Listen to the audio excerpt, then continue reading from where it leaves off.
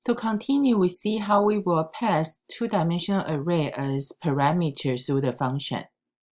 So when we have a function, we expecting a two-dimensional array will pass as argument. In the prototype, we need to specify your array data type. Then, because that's a two-dimensional array, you have two square brackets. And we are expecting the number of the second square bracket. So that means the number of columns.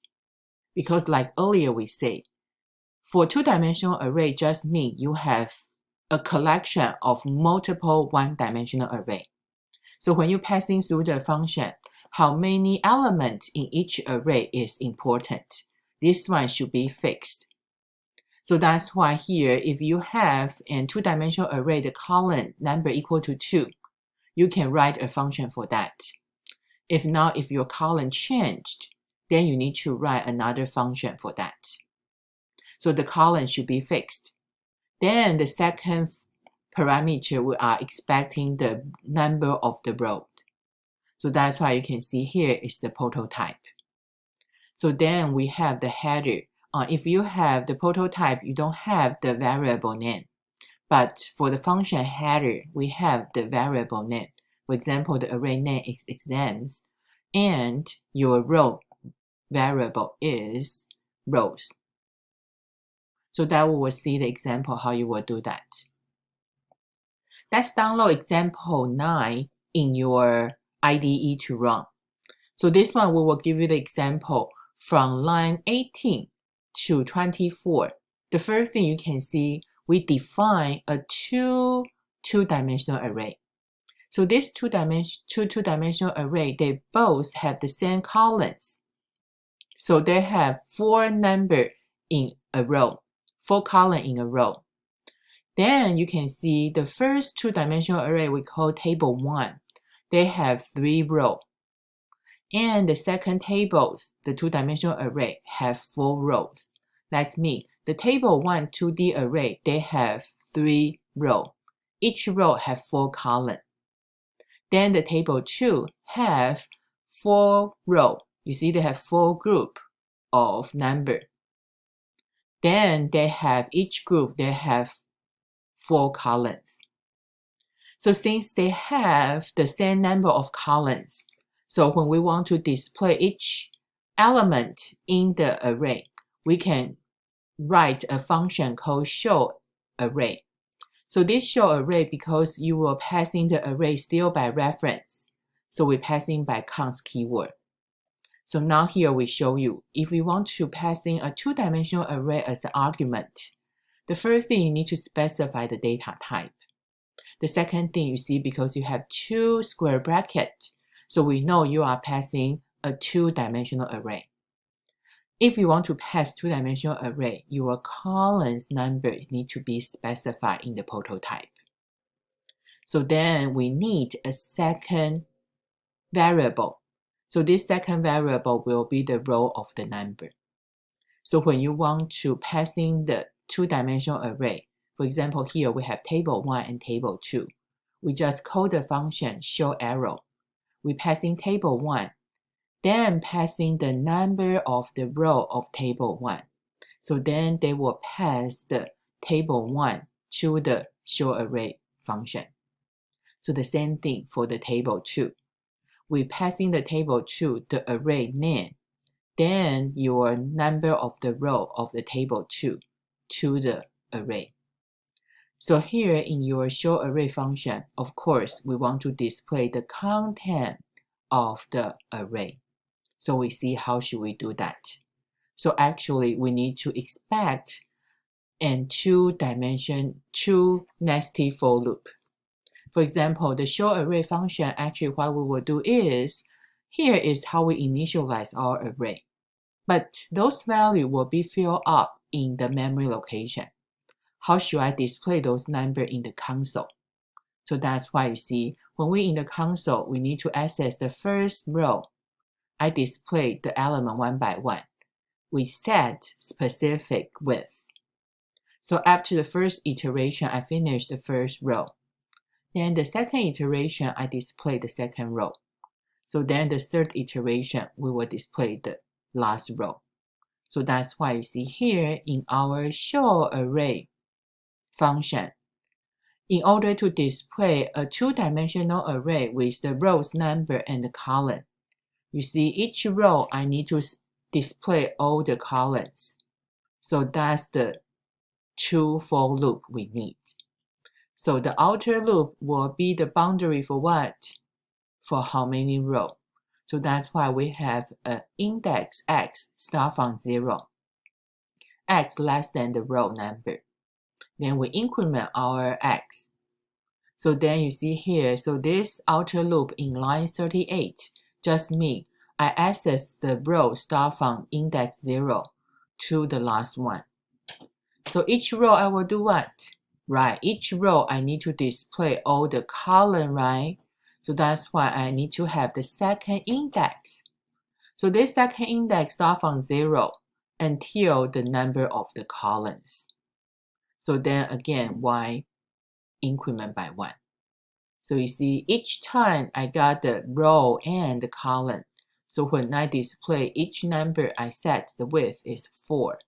So then you see here, that's the array name. So then the index of the row is x. Index column will be the y. So then here you see the space doesn't matter because we set the w, but either way. So then you see in the inner loop, each time I will display all the elements in the row. Then after I done, I add a new line. So then you see the outer loop mean each row I finish display all the column, I go to the next row. So it depends on how many rows we have, then we display one by one. So after we call the show arrow function, the content of the table 1 will be look like this. You see here, 1 line, 2 line, 3 line, that's the outer loop. Total we have 3 rows. So then each iteration from the outer loop, we have our element from the column. So we have 1, 2, 3, 4 and display. So then if you have the same column of number, we can using the same function. So when we display the table 2, we just have the table 2 is 4 rows and 4 columns, right? So the same thing, you see the outer loop, you have 4 rows. Then each iteration from the outer loop, you will display all the columns.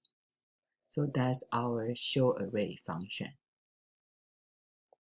Of course, I want you to run the program from the IDE, right? So that's why you see that's our example 9. So then we have our show array function. So this array function, you see from the prototype, I can know that's for the 2-dimensional array. Then the second dimension columns equal to 4. So then the second index, I'm expecting the row number. So then here you can see each time you want to display the content of the 2-dimensional array, you need to have a nested for loop. The outer for loop is for the number of rows, the inner for loop for the number of columns. So then you can see here, when we run the program, you will have your content display. So that's the first table and the second table. So what I want you to do is, since now you know how to display the 2-dimensional array, right? So that's why I want you to using this example, okay? So can you declare an array for the number of columns? So now what I want you to do is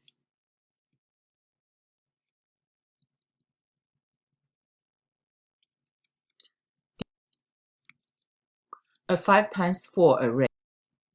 Of course, that's 2D array with all elements equal to 0. So can you do that? I want you to see here, you can pause the video to think about that. I have the example here. So I want you to declare another array. Maybe we call table 3. So these two the array for table 3 is 5 times 4. That means 5 rows and each row is 4 columns. Then I want you to initialize all elements equal to 0. So how should I do that? Right, so I still have the int array, right? Then of course you can see here our table 3 I say is 5, right? So it's 5 times 4. So you can do like this, 5 times 4. Of course here the 4 is the columns equal to 4. So you can either use the column equal to 4 as the number to 4, or like we say, when you declare the array, you can either using the constant variable, or you can have the immediate value. So that's my 5 times 4. So how to declare all my element equal to 0? Right, as long as you have initializer. Okay, so that's the old field with the element with 0. So then you say you are not sure, right? That's fine. How about we just display the content of the array? So then here, after we declare the table 3, right? So then that's the table 3. So how can I display all the content from table 3? Right, you see, you just call show array function, right? So then we pass in the array name. Array name is table 3. So then we need to pass in the row of that array, right? So the row of array for table 3 is 5. Good. So then, right, so then we can display the table 3 content. So then we see here, when we run the program, you see they're still using the same show array function. But then here, we just pass in the table 3. So then we pass in the row. So then after we're done, we see here, let me show you the output. Also, I want to make sure you run the program, and you can see your output. You see this one is table 1, table 2. Then you have your table 3. That's all 0. So that's another way I want you to make sure you know how to declare your 2D array. Then this one is you can initialize all elements equal to 0. And also here we have one show array function, but each array you want to pass, they only can accept the same column of the number for two-dimensional array, because the compiler need to know each row of the array, what is the memory location, how they will finish each row. So that's why they need to have the column of the number. Then you need to pass in the row number from your two-dimensional array.